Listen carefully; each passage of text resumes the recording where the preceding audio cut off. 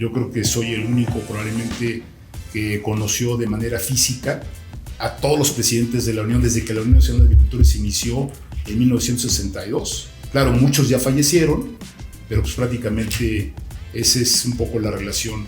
Y te digo, como evoca pues esta parte romántica de conocer gente que tenía una visión importantísima.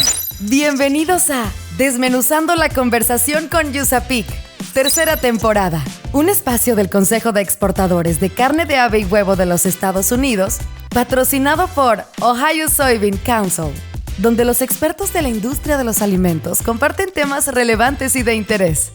Hola amigos, bienvenidos a otro episodio de Desmenuzando la conversación con USAPIC, el podcast donde abordamos temas de interés para la industria avícola. Yo soy Alma Lilia de León, directora en México del Consejo de Exportadores de Carne de Ave y Huevo de los Estados Unidos, USAPIC, por sus siglas en inglés, y me gustaría agradecer a Ohio Soybean Council el patrocinio que nos brinda. En este episodio de la temporada 3 continuamos con nuestra serie de líderes de la industria, y hoy me acompaña Sergio Chávez, con quien estaré desmenuzando la conversación con el tema Sergio Chávez, una trayectoria sin fronteras. Antes de presentarlo, los invito a escuchar su semblanza. Sergio Chávez es licenciado en Administración de Empresas por la Universidad Tecnológica de México. Fue presidente ejecutivo en la Unión Nacional de Avicultores, cargo que ocupó por 12 años, y actualmente ocupa el puesto de presidente del Comité de Estudios Económicos y Estadísticos de la International Egg Commission. Sergio, bienvenido a Desmenuzando la conversación con USAPIC. ¿Cómo estás? Bien, Almeida, gracias por invitarme a este podcast y aportar algo de esta trayectoria de muchos años respecto a esta relación que hay entre USAPIC y la Unión Nacional de Agricultores. Sergio, de familia de agricultores, ¿cierto? Así es. En 1982 te incorporas a la Unión Nacional de Agricultores. Llegas hasta la presidencia del organismo. Platícanos un poquito. Pues es una trayectoria que hubo que aderezar desde el punto de vista legal, porque yo cuando entré a la Unión Nacional de Agricultores entré como coordinador general de asociaciones, posteriormente como gerente general.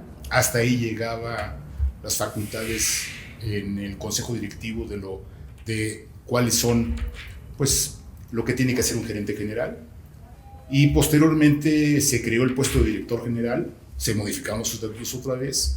Luego la vicepresidencia ejecutiva, otra vez se modificaron los estatutos, y claro, no nada más para modificarlos en función del puesto que yo ocupé, sino para meter otro tipo de temas importantes y hacer la Unión más moderna. Y el último fue precisamente crear la presidencia ejecutiva de la Unión Nacional de Agricultores como un puesto que ayudara realmente a temperar un poco el trabajo que a veces es muy difícil del presidente del Consejo Directivo de la Unión. Y pues esa trayectoria es de 37 años, ¿no? Hasta el 2018, que es cuando me retiré de la organización. Qué interesante. ¿Lo disfrutaste mucho? Sí, muchísimo, porque a lo largo de todos esos años, como en algún momento lo he comentado, pues tuve la oportunidad y el honor de trabajar con 11 presidentes de la Unión Nacional de Agricultores, empezando con Fernando Zaragoza Berry y terminando con César Quesada.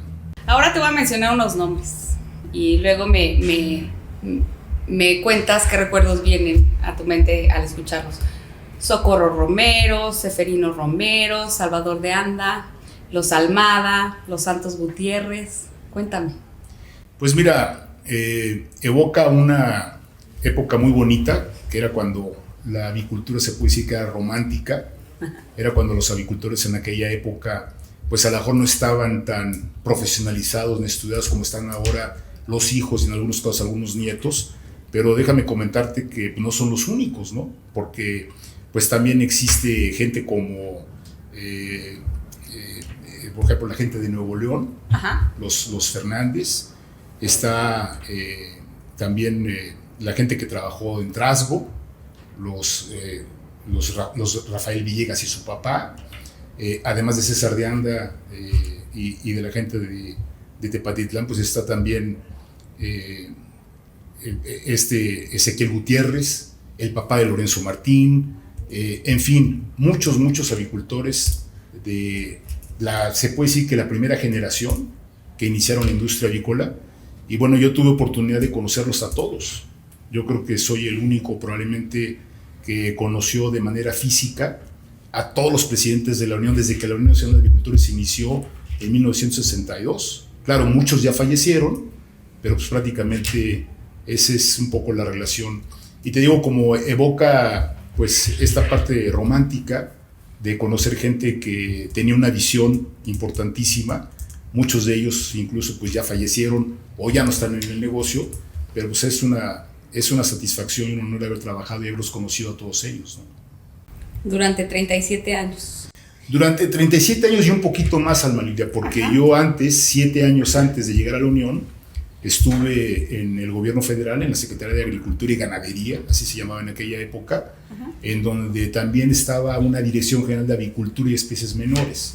Esa dirección manejaba la parte comercial de la industria avícola, y ahí llegué a conocer a varios avicultores desde la posición gubernamental, no en la iniciativa privada como es la Unión Nacional de Agricultores. O sea, 7 años estuviste en ese puesto. 7 años en esa área, ¿no? En avicultura y especies menores, en planeación, en el tema de planeación del Comité de Planeación Avícola que existía. Y ahí conocí también avicultores, aunque no estaba yo en la Unión Nacional de Avicultores. Y ese es un poquito el vínculo que se da, ¿no? Cuando yo salgo del gobierno federal, pues hay pues se puede decir que una recomendación. Estaban buscando una persona. En ese momento pues era precisamente el puesto de coordinador general de asociaciones. Y me entrevisté con Fernando Zaragoza Iberri, y ahí prácticamente entré la parte de la entrevista a fines del 81, y a partir del 82 entré a la Unión Nacional de Agricultores ya con ese puesto, que rápidamente se convirtió en gerente general, y después las otras posiciones que yo te comenté al principio, ¿no? Hasta llegar a la presidencia ejecutiva. Muchísima vida, historia y demás dentro de la Unión, y compartiendo con avicultores en todas las generaciones. Qué impresionante. Ahora bien, a finales de los años 80 se da el inicio de algo que hasta hoy sigue muy vigente y sigue muy sólido, que es la relación entre la UNA y USAPIC, que aquí estoy representando en USAPIC México. Cuéntanos un poquito cómo empezó esto. Empezó de manera informal, a fines de los 80. Yo creo que todo el mundo que escucha el podcast sabe que existe una exposición muy importante a nivel internacional, que es la que se da cada año en enero en Atlanta. A veces incluso en febrero, porque tiene que ver, lo mueven por el Super Bowl, el Country Show, ¿no? Sí. Pero en aquella época ya se visualizaba el hecho de que México iba a tener un tratado de libre comercio con Estados Unidos y Canadá.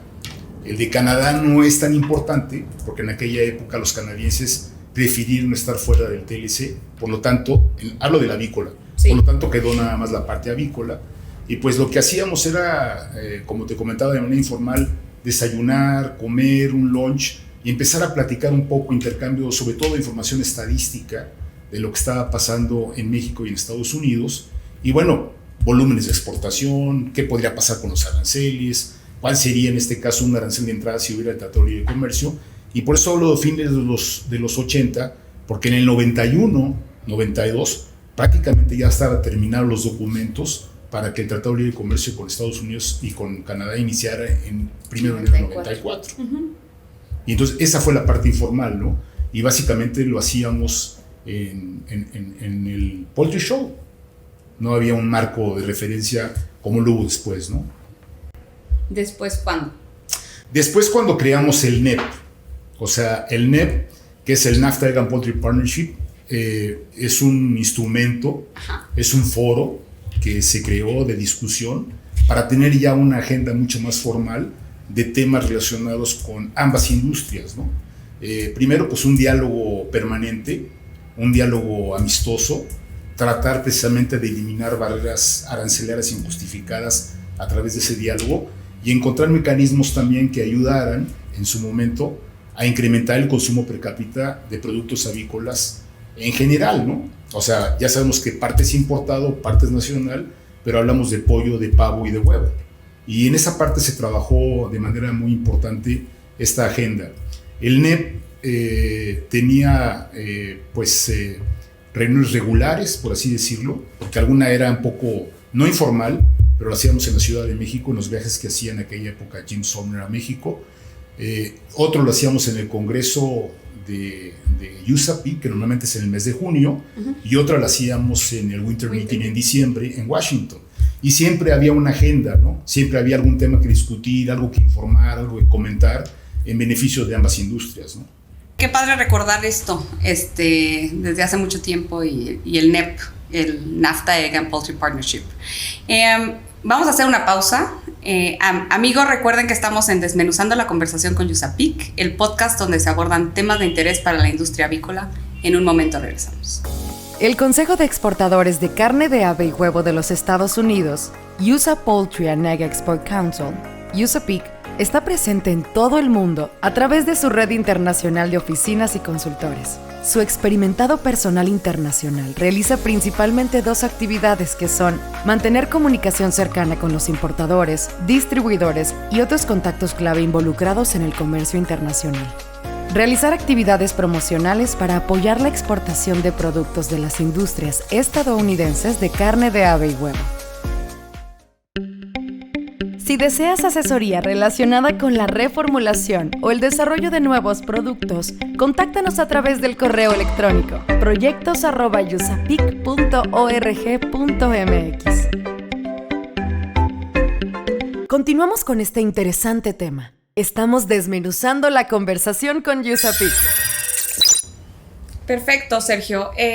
Ahora un tema que no nos gusta mucho ni a la industria avícola ni mexicana ni americana es el tema de influenza aviar. Ahorita en Estados Unidos nos pegó desde el año pasado y ha sido el peor brote en la historia. Entonces cuéntanos un poquito más cómo ha afectado a la industria avícola mexicana. Mucho. De hecho, eso fue lo que nos acercó en un principio a este diálogo informal con USAPIC, cuando en fines de los 80, México ya había padecido una influenza aviar de un serotipo H5N2, que de alguna manera empezó a patógeno, luego hizo altamente patógeno y tuvo efectos en la industria avícola.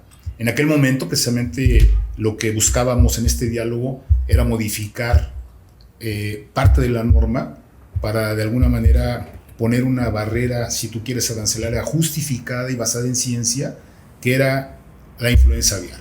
Ese capítulo lo trabajamos, ese capítulo lo consensamos tanto en México como en Estados Unidos. Recuerdo que nos recibió una subsecretaria en Washington para prácticamente ya decir que honraba la norma, que efectivamente teníamos razón. Y bueno, ahora, como te comentaba, después de muchos años, pues México y varios países han tenido diferentes influencias, H5N2, H5N1, H7N3, y bueno, desafortunadamente México tiene dos de las que son de reporte obligatorio, que son las 5 y las 7, y bueno, pues ahí están presentes hasta la fecha, ¿no? Yo creo que ahora el diálogo a nivel mundial, y eso lo tendrá que ver la OIE, es qué pasa, por ejemplo, con la posibilidad de una vacunación sin que haya restricciones comerciales a nivel mundial. Algo que es muy difícil, pero que desafortunadamente, como tú comentabas, Estados Unidos es el que más le pega porque compensa de alguna manera económicamente a los avicultores que sufren despoblaciones. Correcto. Y en México ha pasado eso, pero no con la intensidad que no ese nivel, no ese nivel de Estados Unidos, ¿no? Y eso afecta. Eso afecta y bueno, pues ahí habría que ver qué es lo que pasa, qué decide. La OIE, pues de alguna manera da recomendaciones, no te va a decir obligatoriamente tienes que vacunar. Cada país lo tendrá que en ese momento ponderar. Pero bueno, como sabemos, la competencia a nivel mundial está básicamente entre Estados Unidos y Brasil, y habrá que ver si efectivamente alguno de los países dice, oye, yo no vacuno porque quiero seguir exportando, por ejemplo, a Europa y Asia, y el otro tendrá que decir, bueno, pues yo no voy a vacunar igual porque si no se van a cerrar los mercados. Sí, exacto. Ese es parte del problema, ¿no? Es cerrarte el mercado de exportación. Es parte de la discusión. Sí, y ahorita es el tema que está... Es el tema, y por eso te digo que es el tema que empezamos a fines de los 90s, con algo que era una influenza aviar, pues en este caso apatógena, luego patógena, pues iba poco a poco escalando, y ahora estoy totalmente convencido de que pues no nos equivocamos porque pues lo hemos visto, ¿no? A la hora que te presentan el mapa de dónde están las influencias y los serotipos, pues prácticamente están en todas partes del mundo, ¿no? Las aves migratorias, pues tienes las que vienen incluso intercontinentales o las que vuelan de norte a sur y luego regresan y empiezan a contaminar las granjas avícolas, ¿no? En Sí. teoría empiezan por las aves de traspatio, Sí, pero luego se van a las aves comerciales y es un problema serio, ¿no? sí, muy serio. Sí, de hecho empezó en Estados Unidos el último brote desde el año pasado y seguimos, ya cumplimos el año y seguimos con este tema. Y lo hemos visto porque al final, bueno, lo que sucede, y ahora lo vemos precisamente tiene que ver con el tema de la inflación, pues por un lado la inflación obliga a los bancos centrales a subir las tasas de interés para controlar la inflación, pero parte del problema, y si nos empezamos a dar cuenta, está en la alimentación. Mientras la inflación al consumidor en teoría viene un poco a la baja, la subyacente, que es la que mide temas de alimentos, esa sigue presionada. Sí. Mucho más que la inflación al consumidor. Entonces, bueno, por eso es que el gobierno mexicano actualmente pues sigue muy preocupado por lo que está pasando con los precios de los productos de la canasta básica. Los básicos, los 28 productos. Y parte de eso está relacionado con la influenza.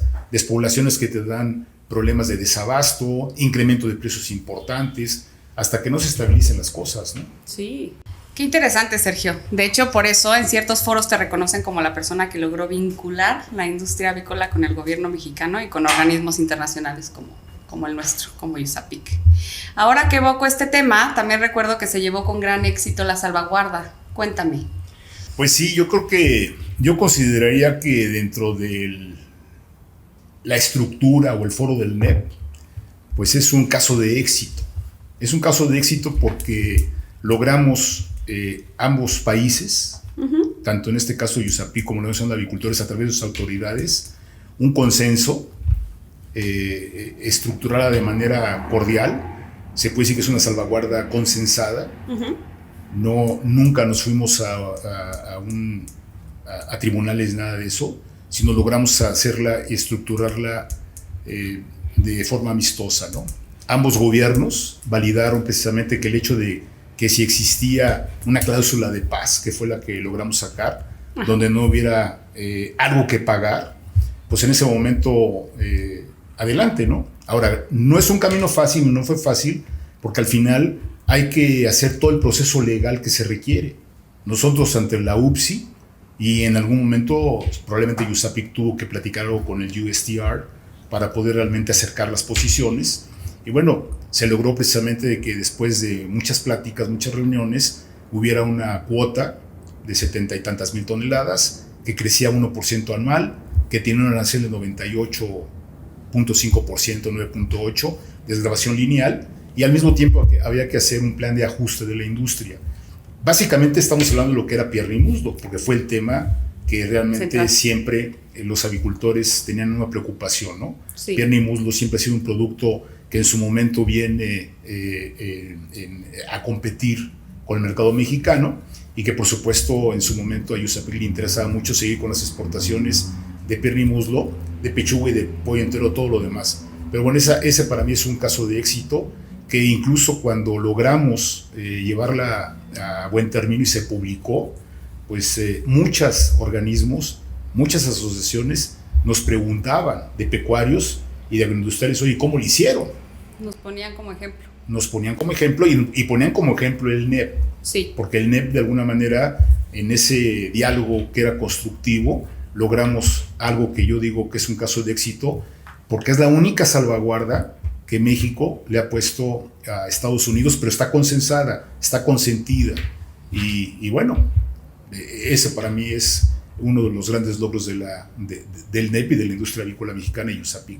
Definitivo. Esa cláusula de paz me gusta como la abordas. Pero cuéntanos un poquito más, o sea, ¿qué fue lo que hizo que empezara esta salvaguarda o esta negociación?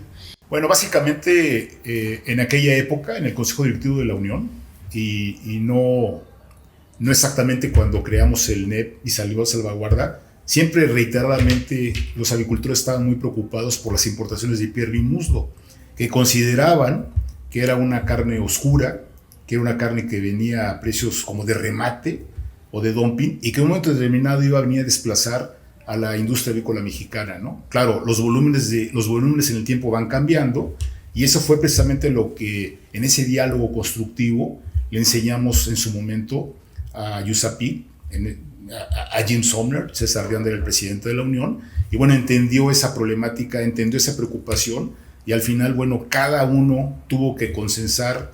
Me acuerdo que lo hicieron USAPIC con la gente que representa, con el Chicken Council, con el Chicken Turkey Federation, con el American Egg Producers, bueno, con todos ellos, ¿no? Y por supuesto con su gobierno, con el USTR y con la Secretaría de Economía de allá. Y bueno, cuando nos dan la luz verde de darle seguimiento, de tratar de llevarlo precisamente ya a al marco de una diario oficial de la Federación, porque hay que hacerlo así, y ese plan de ajuste, pues ese es el gran logro, ¿no? Y entonces, ¿en el diario qué se publica? En el diario se publica lo que te comentaba, una cuota de 90 y tantas mil toneladas, con un crecimiento anual de 1%, con una desgravación lineal de 98 y pico de aranceles, y como decíamos al principio, empezamos a platicar, una cláusula de paz. Normalmente cuando tú le aplicas un arancel por algo que está afectando las exportaciones, en este caso un producto avícola, podrían haber hecho, oye, yo me cobro contra cerdo, sí, me cobro contra res, o me cobro contra leche, o me cobro contra otro producto. Logramos que no se hiciera así. Ese fue uno de los grandes logros que se consiguieron, esa cláusula de paz. Sí, claro. No, sí, lo recuerdo bien, y definitivo, ese es uno de los grandes éxitos que ha tenido la relación UNA-USAPIC. Así Pero es. aparte de esos, tenemos otros casos de éxito. Tenemos varios. En primer lugar, bueno, hemos hecho seminarios. Ajá. Por ejemplo, me acuerdo de un seminario de salud y técnicos de valor agregado de la carne, que se han hecho muchos, incluso hasta la fecha yo lo he visto por ahí. Seminarios en función de que la gente entienda qué es, por ejemplo, el tema HACCP,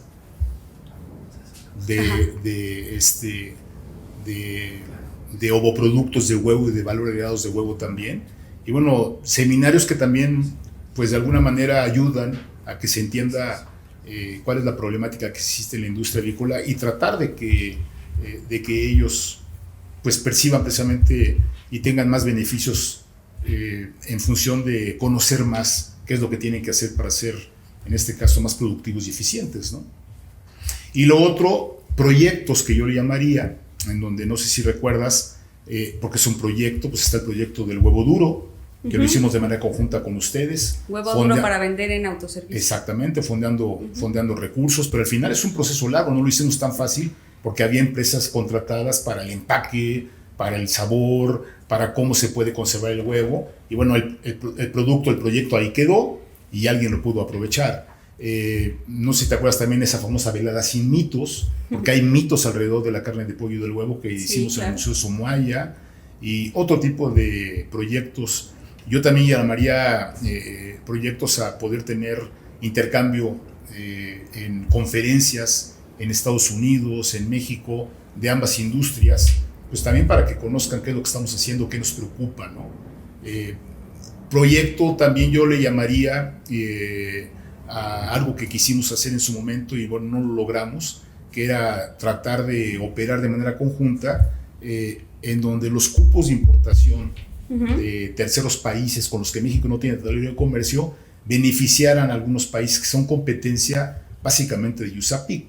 El mercado es uno, sí, pero al final le van comiendo, como yo decía, su pastel a USAPIC. Sí. Porque dices, bueno, si yo no exporto más pechuga y viene de otro país, ¿dónde está el beneficio de haber platicado durante muchos años una negociación de tratado de libre comercio, dar la salvaguarda? Y en un momento determinado, bueno, era un proyecto que trabajamos de manera conjunta con la posibilidad, por un lado, que la Unión Nacional de Agricultores se amparara, que pudiera realmente tratar de detener ese tipo de acción que emprendía el gobierno, y por otro lado, a ver si USAPIC podría ayudar desde el punto de vista diplomático a que entendiera el gobierno de que no se vale darle ventajas a un país que no ha pasado por el proceso de negociación de un tratado de comercio, ¿no?